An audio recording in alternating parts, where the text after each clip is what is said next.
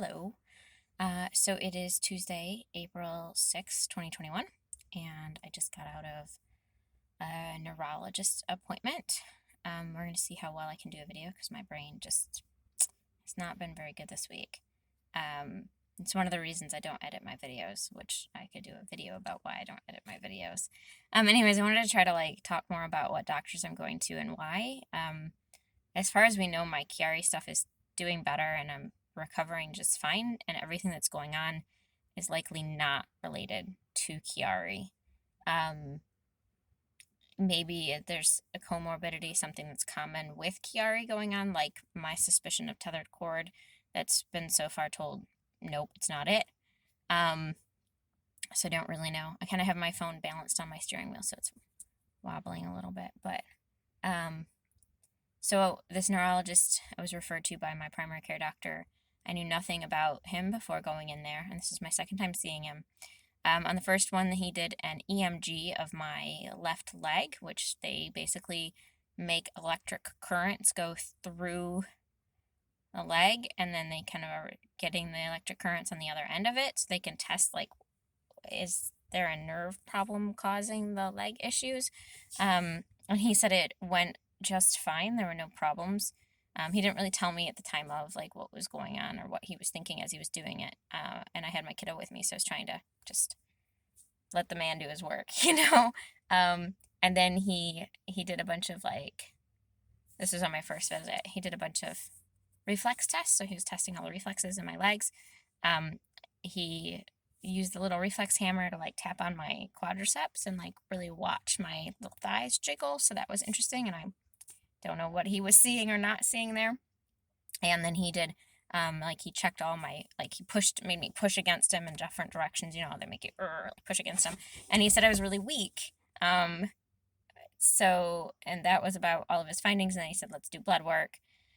All the blood work came back fine, and they were looking, from what I can tell, they were looking at muscle enzymes and a bunch of things about muscle function, which would have, if there were positives for that, which all of my tests came back fine, they would have been looking for things like ALS, myasthenia gravis, MS. There's a kind of muscular dystrophy that comes on in your 30s that can start showing and presenting in your 30s.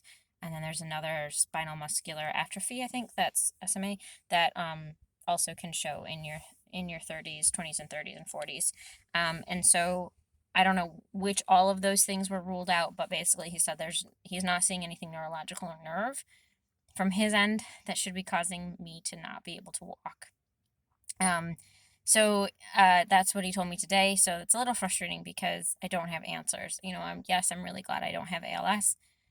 Some of the other ones, also very life altering, but not as life threatening, whereas ALS is much more life threatening. Since I had Chiari surgery, I no longer choke on my spit in my sleep, so that's really good because that is a symptom that can get much worse and end up killing you in your sleep or on other things. I know people who have a hard time eating and chewing and swallowing, and so having an improvement in that as an early symptom, because it only happened, maybe once a month. I don't know for sure, but I remember I wake up choking on my spit in my sleep. So I'm glad that hasn't happened since before surgery. So that's really good. But I don't have an answer still. He didn't have a suggestion on where else for me to go to. Another doctor to refer me to. He didn't have any further ideas for me. I did, while I had him in front of me, because this is the first time seeing a neurologist in 2 years, which is kind of odd because I've got so much neurological stuff going on, but at the same time I've been under the care of my neurosurgeon instead and my primary care doctor. So I asked him about the triptan migraine medication. I take one called rizatriptan or Maxalt for my migraines, and I also take Esgic, which is caffeine, butylabital, and Tylenol. And those ones tend to help when I don't think it's a migraine. So if I think it's migraine, I take the triptan. If I think it's not a migraine and possibly a Chiari headache instead, I take the Esgic. And I had heard that sometimes the triptans stop working for you. It was my mother's experience, and she would go through one triptan and it would work for a while, and then it would stop working for her. And then she would switch to another triptan and it would work for a while, and then it would stop working for her. Oh, my glasses are dirty. So he said, in his practice, and he's an older guy, an older, soft-spoken man who's been doing this a long time, I think. He said he's never experienced or had any patients who had that problem.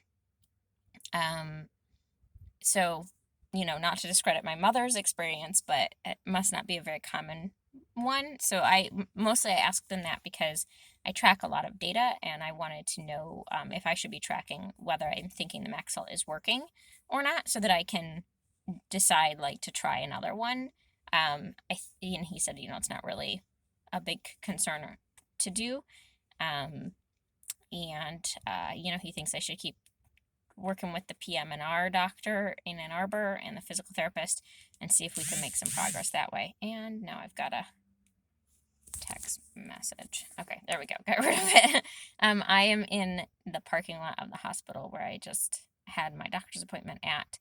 I had been parked in a prime disabled parking spot, which is good because my leg doesn't always work very well and I don't have any mobility aids or anything.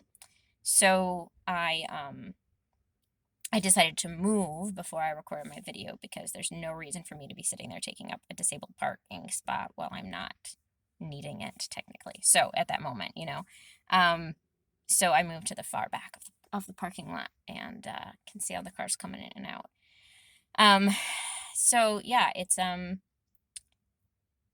little frustrating because I don't have a next step except for just keep going on this next step that I'm on.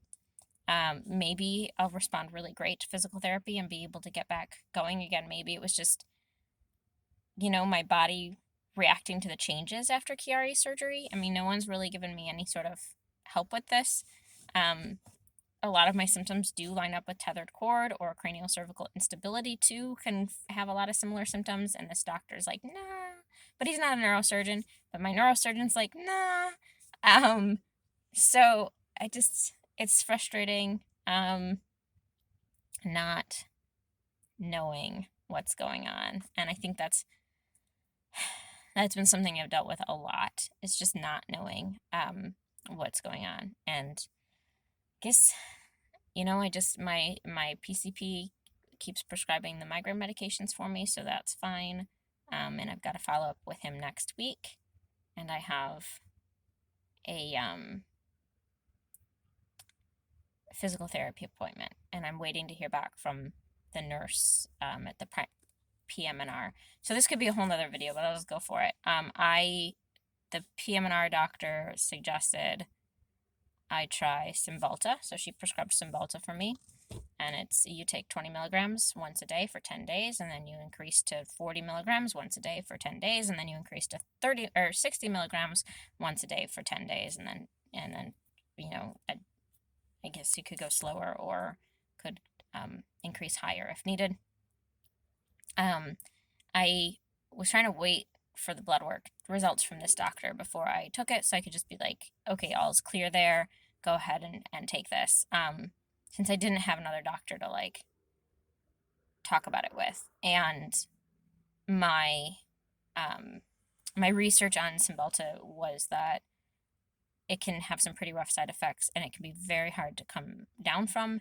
And then there's also a risk of something called a serotonin storm or a serotonin syndrome or something like that, where your body then has way too much serotonin, and it can be really bad for you, which can happen more frequently in people who are also taking a triptan migraine medication. So I had planned to start taking it one day, and I was going to take it before bed that night. So that I could, if it made me tired or nauseated, I could just go to sleep. And I was going to go take it that night was my plan, but then I got a really, really terrible migraine. Well, I think it was a migraine and then a Chiari headache, all rolled into one, because the migraine medication took down a certain part of my pain, just a little bit, which never usually happens. It's usually either works amazingly within an hour or it doesn't work at all.